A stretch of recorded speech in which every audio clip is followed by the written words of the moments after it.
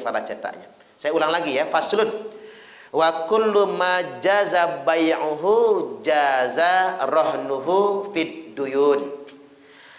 Tiap-tiap yang boleh diperjualbelikan, sesuatu yang laku dijual, maka boleh digunakan untuk menjadi barang gadai. Boleh digunakan untuk jadi barang gadai fid duyun, dalam transaksi hutang piutang. Berarti gadai itu bukan akad utama. Akad utamanya tetap hutang piutang. Makanya menurut saya adanya pegadaian itu secara fikih kurang pas gitu. Karena gadai itu bukan akad khusus, transaksi khusus gitu. Tapi gadai itu adalah pelengkap dalam transaksi hutang piutang. Jadi pelengkap, alat bantu. Jadi segala sesuatu yang boleh dijual, ada harga maksudnya, maka dia boleh digadaikan untuk menjadi jaminan dalam hutang piutang. Bahkan begini, gadai itu bisa menjadi sunnah kalau utangnya jumlahnya banyak. Atau ada kemungkinan khawatir lalai dari membayar hutang, maka menjadi sunnah dianya. Baik, saya bacakan dulu beberapa nas terkait. Allah Subhanahu wa taala telah berfirman, a'udzubillahi minasyaitonir rajim. Wa in kuntum ala safarin walam tajidu katiban farihanun maqbudah. Wa in kuntum ala safarin. Dan apabila kalian semua sedang dalam perjalanan, jadi dalam perjalanan melakukan transaksi hutang piutang. Bukannya nggak percaya, cuman karena sedang dalam perjalanan mungkin lalai dari membayar hutangnya nanti kan. Ada kemungkinan lalai, jadi benang merahnya itu kemungkinan lalainya. Walam tajidu katiban, dan kalian tidak mendapati juru tulis. Juru tulis itu penting, Pak. Makanya hutang piutang itu sunnahnya juga ditulis. Kita ini budaya timur, Bapak Ibu. Kalau hutang piutang itu kan sungkan nyuruh nuliskan, Pak. Padahal itu sunnah malahan, perintah. Harus ditulis. Saya pernah soalnya ngutang, Pak. Gopek 500.000. Orang kaya sih. Ketua masjid, tapi bukan Ustadz Aliuddin ya. Yang jelas ketua masjid itu, kata saya ngutang 500.000. Ya sudah, tulis kata dia. Disiapkan kertas sama dia, Pak. Disiapkan pena. Tersungging betul saya. Pelit amat kata saya. Ngutang 500.000 aja pakai tulis-tulisan segala. Nah itulah tadi, karena saya ego. Padahal menurut hukum Islam, hutang piutang itu sunnahnya ditulis sebetulnya. Emang sunnahnya begitu. Jadi kita ini jangan sungkan gitu. Gak apa-apa buat tulis-tulisan, Pak.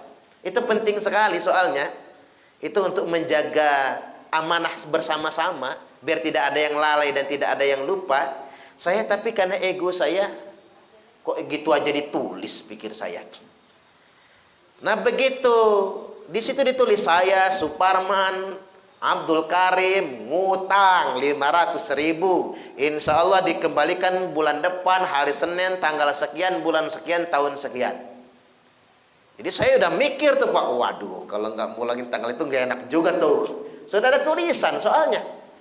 Begitu tanggal yang tersebut saya datang bayar hutang 500.000, diterimanya, diambil 500.000. Nah ini saya kembalikan 500.000 karena memang saya niat ngasih. Subhanallah.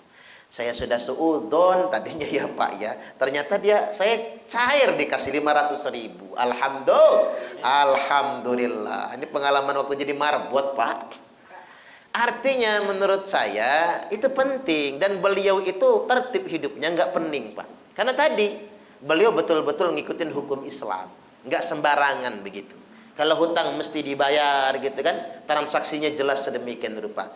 Nah seandainya engkau tidak mendapati juru tulis, kata Allah Ta'ala, farihanum maqbudah, maka sediakanlah rahan, barang gadai. Barang gadai yang bisa dikuasai. Itu penting sekali. Al-Baqarah 283, dan dikuatkan, dijelaskan hadis dari Aisyah Ummul Mukminin radhiyallahu anha, beliau berkata, annan nabiyya sallallahu alaihi wasallam, sesungguhnya Nabi sallallahu alaihi wasallam ishtara ta'aman min yahudiyin ila ajal. Nabi pernah apa? Membeli makanan pokok. Dalam riwayat yang lain dikatakan sekarung gandum. Nabi pernah membeli makanan sekarung gandum min yahudiyin, dari pedagang Yahudi. Tetapi ila ajal, Nabi beli tapi bayar tempo karena nggak ada uang. Nah, jadi Bapak Ibu, kalau lagi nggak punya duit, mau beli beras nggak ada duit, jangan sedih. Wong Nabi aja begitu. Nabi pernah mengalami itu. Mau beli beras nggak punya duit, ngutang. Ya mending ke warung orang Muslim, ngutangnya sama orang pedagang Yahudi. Nabi ngutang ila ajal dengan bayar tempo, warohanahu dir'an min hadid, dan Nabi merohenkan, menggadaikan baju besi beliau. Ya jelas harga baju besi itu lebih tinggi dong dari harga hutangnya, nilai hutangnya. Ibarat kata kalau kita ngutangnya 1 juta, harga barang yang digadai di atas 1 juta, harus begitu, nggak boleh di bawah dianya. Gadai itu apa? Kalau nggak kebayar disita, bukan itu maksudnya. Kalau nggak kebayar, maka jaminannya barang gadai itu. Contoh Nabi nih, kalau nggak kebayar hutang sekarung gandumnya, maka Nabi akan menjual baju besinya. Misalnya nilai sekarung gandum itu 100.000 misalnya. Maka Nabi menjual baju besinya, harganya dapat 300.000 umpamanya. Maka yang 100.000 untuk membayar hutang, yang 200.000 kembali kepada Nabi. Kembali kepada yang menggadaikan. Begitu. Jangan kayak gadai di kita, lo nggak pulangin harta lo gua sita. Bukan begitu, haram hukumnya, nggak boleh. Sita itu haram, nggak boleh.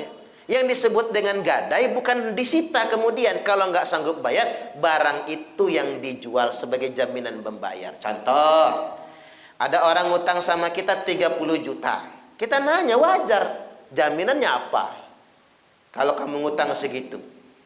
Ya jangankan orang lain, Pak, saudara kandung aja bisa sebunuhan gara-gara uang ini. Susah percaya sama orang, apalagi duit segede itu, 30 juta. Ya dah, kata dia, jaminannya mobil Avanza saya. Ya sudah, sepakat, jaminannya mobil Avanza. Nah begitu jatuh tempo, dia nggak bisa bayar. Gimana bisa bayar nggak? Tolong tempo sebulan lagi. Oke, kita tempo sebulan lagi.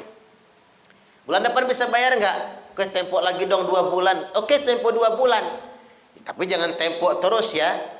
Begitu 2 bulan berikutnya dia nggak bisa bayar. Kalau begitu kita musyawarah barang gadai Avanza. Dijual mobil Avanza-nya, lakulah 100 juta. Yang 30 juta buat melunasi hutang, yang 70 juta yang punya yang mobil lah. Yang punya mobil. Begitu caranya. Jadi bukan main sita ya Pak, karena praktik di masyarakat itu kan main sita. Nah itu nggak boleh juga sedemikian rupa. Jadi hukum asal gadai itu mubah, boleh. Karena Nabi juga melakukannya. Tapi harus sedemikian rupa perilakunya. Baik, selanjutnya. Idastaqarra tubutuha fid dhimmah. Apabila hutang itu sudah tetap menjadi hutang. Sudah tetap menjadi hutang. Jadi kan ada sih Pak, sesuatu yang belum tetap hutangnya. Contoh, orang arisan. Orang arisan itu kan yang udah dapat duluan, bayaran giliran belakangan itu kan jadi hutang bagi dia. Tapi belum tetap hutang baginya. Belum tetap. Jadi belum harus ada gadai. Kecuali begini, dia udah dapat duluan, giliran bulan depan nggak setor. Bulan depannya nggak setor, sekilit namanya kan. Bulan depan nggak setor. Waduh, ini karena sekilit, tetap jadi hutang. Dihitung berapa hutangnya. Oh, hutangnya 3 juta. Nah, ini sudah tetap menjadi hutang. Bu, hutang ibu nggak nyicil nih. Arisan udah 3 juta nih, umpama. Udah tetap menjadi hutang karena sudah lewat masanya. Sebagai untuk keamanan, ibu menjaminkan apa? HP misalnya jaminannya. Harga HP-nya 5 juta. Silahkan, enggak apa-apa. Tapi kalau sesuatu yang belum tetap menjadi hutang, dia belum bisa dijadikan, belum bisa diambilkan rohan barang gadainya. Selanjutnya, walirrohinir ruju'u fihi ma lam yakbidhu. Orang yang menggadaikan boleh mengambil lagi barang yang digadaikannya. Nggak jadi barangnya digadaikan. Selama barang yang digadaikan itu belum diserahkan kepada orang yang meminjamkan uang. Jadi masih boleh. Belum diserahkan. Kalau tanah itu sertifikatnya belum disetor. Kalau mobil itu BPKB-nya belum dititipkan, begitu Pak. Kalau motor belum diserahkan. Kalau jamin kayak baju besi tadi belum diberikan kepada yang minjemin. Masih diniatkan saja, masih boleh dibatalkan. Selama belum dikuasai oleh orang yang meminjamkan. Selanjutnya walayat manuhu al-murtahinu illa bitta'addi. Nah, orang yang nerima gadai ini, yang meminjamkan uang, tidak menanggung resiko kerusakan terhadap barang gadai. Tidak menanggung. Kalau rusak barang dititipkan tuh, digadain ya. Terus rusak, dia nggak nanggung resiko kerusakan. Yang minjamkan uang itu. Illa bita'addi, kecuali rusaknya gara-gara kelalaian orang tersebut. Contoh misalnya kita orang gadai motor, kita pakai kemana-mana pelesiran, tumburan, remek motornya, ya ganti get. Wong kita yang make, kan kelalaian kita. Cuman ada orang gadai motor sama kita. Karena kita nggak percaya kalau motor dibawa dia cuman pakai BPKB, mau saya minjemin lo duit, tapi motornya taruh di rumah saya, simpen di belakang. Simpen di belakang, Pak. Suatu hari kegarongan misalnya. Kecolongan motornya, dia nggak wajib ganti. Bukan perbuatan dia, garong itu kan. Bukan sengaja. Jadi bukan unsur semata-mata kelalaian manusia. Sudah diamankan, sudah ditaruh di tempat penyimpanan, tapi kok hilang misalnya. Kecuali ada akad tambahan. Namanya bayar sewa, pemeliharaan, dan pengamanan. Maka ada kewajiban kalau terjadi apa-apa dia nanggungnya. Kayak contoh nih, kita nitipin motor di mall, di tempat parkir ya. Karena bayar kita di sana. Pengelola parkir punya kewajiban membayar, mengganti kalau motor kita hilang. Mahal Pak bayar parkir di mall itu. Kalau mobil hilang punya kewajiban bayar sebetulnya. Karena apa? Ada biaya di situ kita. Kita ngebayar di situ soalnya. Kecuali di parkir-parkir biasa ya, nggak ada aturannya. Tapi kalau di mall itu kan jelas, ada aturannya sedemikian rupa. Baik, selanjutnya wa idza qabada ba'dal haqqi lam yakhruj syai'un minar rahn. Wa idza qabada ba'dal haqqi, apabila yang ngutangin duit baru mendapatkan sebagian haknya, belum full ya. Utang dibayar itu belum full maksudnya. Lam yakhruj syai'un minar rohni hatta yaqdiya jami'ah. Maka dia belum boleh mengembalikan semua barang gadai tersebut sampai yang menghutangi mendapatkan semua haknya. Begini Pak bahasa sederhananya. Jenengan ngutang gadein motor, belum bisa diambil motornya kalau utangnya belum lunas, maksudnya begitu. Kalau utangnya sudah lunas, baru tuh bisa ngambil hak kita. Jelas ya maksudnya. Baik, satu hal lagi tentang gadai. Hukum asalnya orang yang meminjami, yang menerima gadai, tidak boleh ngambil manfaat dari barang gadai. Tidak boleh. Apalagi ngambil keuntungan. Contoh, ada yang pinjam uang sama saya 30 juta. Dia menggadaikan sawahnya. Lalu sawah itu saya kuasai, saya garap, saya tanduri, saya panen sendiri dan saya ambil hasilnya. Haram hukumnya, nggak boleh. Haram nggak boleh. Di Lampung ini banyak betul yang kayak gitu tuh. Pak Haji lagi ya, bukan Haji Mono tapi. Pak Haji malah nggak boleh itu, haram hukumnya. Gadai itu gunanya bukan untuk itu. Ada TKW kerja di luar negeri nelpon saudara di kampung, cari gadaian, orang butuh duit. Ambil, sikat, kan begitu ya.